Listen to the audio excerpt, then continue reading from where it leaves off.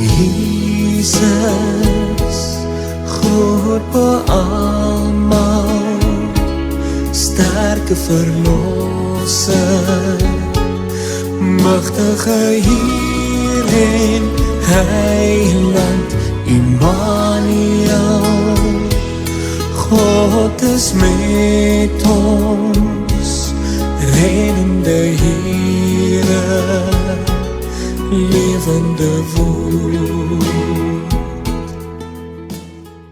Goeiedag. Pinkster is verby en ek gaan dan nou verder met professor Adriaan Koenig se boek Alle paaie lei na Jesus. Nou, die vorige keer toe ek daarmee besig was, het ek daarop gewys dat hy sê ons saligheid, ons geluk lê in die bereiking van die skepingsdoel. En daarom moet ons vra, waarom het God alles geskep? Een antwoord wat dikwels gegee word is tot die eer van God. Nou, mens kan vir 'n oomblik wonder hoe die eer van God 'n beskrywing van die saligheid kan wees. Vir baie Christene is die eer van God hoog op die agenda. En tereg ook. Een van die reformatie se solas is Solo Deo Gloria, tot eer van God alleen. En alles behoort net tot eer van God te wees. Alles behoort op God gerig te wees en ter wille van hom te bestaan. Ons kry dan ook herhaaldelik in die Nuwe Testament die bekende uitdrukking, tot hom is alle dinge. Byvoorbeeld Romeine 11 vers 36 en 1 Korintiërs 8 vers 6. God het dus alles geskep met die doel dat alles op hom gerig sal wees en hom sal vereer en verheerlik.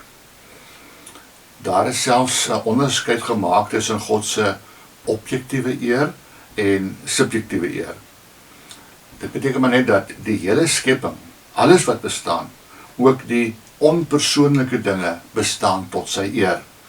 Die hemel, die uitspansel, dag en nag, alle onpersoonlike dinge getuig van die mag van God. Hulle kan nie anders nie.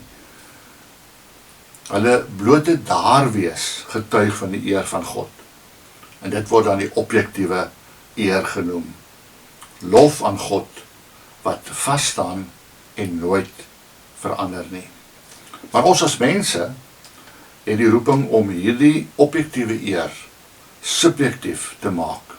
In ander woorde, om dit persoonlik te maak, om te kies om God te eer. Ons moet die eer van God wat reeds in die natuur bestaan, verklank. En met hierdie perspektief kan ons nou maklik insien hoe dat die eer van God as skepingsdoel ons heil, ons saligheid, ons geluk kan wees. God het die mense geskaap om hom te verheerlik. Net wanneer ons hom verheerlik, bereik ons werklik ons doel en kan ons regtig gelukkig of salig of heel wees. Natuurlik moet 'n mens nog weer nadink oor die gedagte van die eer van God as die doel van die skepping. Dis hierdie gedagte wat aanleiding daartoe gee dat sonde gesien word as die aantasting van die eer van God.